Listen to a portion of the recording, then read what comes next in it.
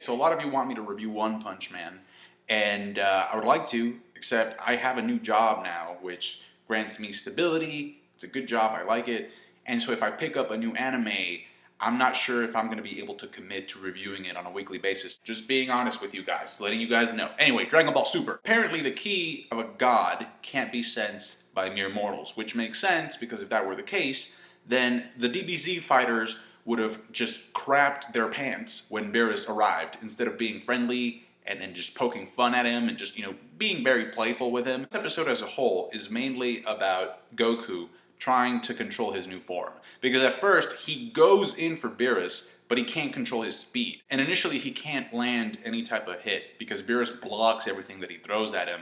I like the way, though, that when he blocks Goku's attacks, it's different now because there's an airwave that comes out of that hit. Even if it does get blocked, there's kind of like this energy that's being released that is pretty awesome. Goku tries the Kamehameha in this mode, which is different from his normal Kamehameha because it has electricity around it. And I mean, the power of that thing was able to split the sea like Moses. Beerus dodges the Kamehameha and he's able to land some pretty good looking hits, mostly in the face and stomach, and then we cut to commercial, and for whatever reason there's like a weird, Dragon Ball commercial selling you a beverage, and you have the characters dancing. Frieza was trying to sell viewers like a grape drink.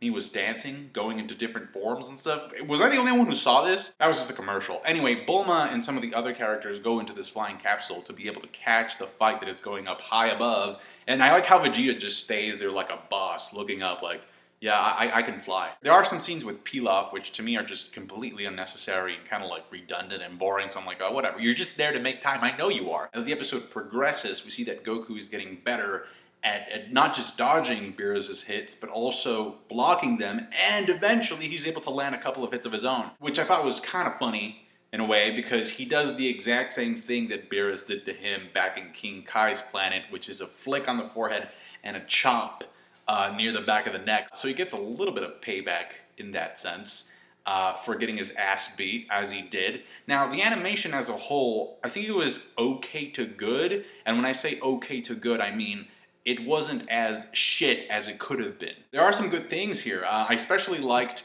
how Goku looks with the divine energy, like when he powers up. That looks really cool. Also, I also appreciate how some of the blasts that Beerus uses, it kind of looks like he's holding the sun on his palm. So he's kind of like forming a star. And he throws that to Goku. Goku kind of like is able to change its direction. It blows up in the distance. And if that shit hit a city, it probably killed millions of people. And if it blew up in the water, it probably killed millions of fish. By the end, Goku is able to scratch Beerus' cheek. And this is where the real fight begins. Quote unquote real fight. I saw the preview. It looks like they're going to be extending a lot of the fight that we saw in Battle of Gods. So I'm really excited for that, because I know the outcome, but it's always nice to see different sort of dynamics in terms of action sequences. I do have to mention a scene in this episode that caught my attention. It's when Goku does the flick and chop. It looks like he has Beerus on some type of a hold, and the way that Beerus was able to sort of release himself from the hold was using his tail to hit Goku away.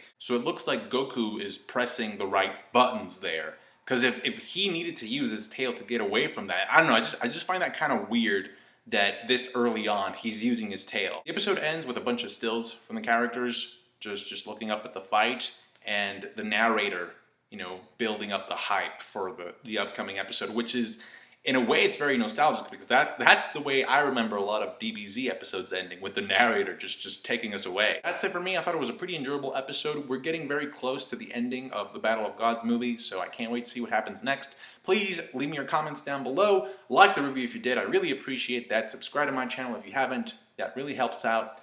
Thank you so much, guys. I'll catch you guys later. Bye.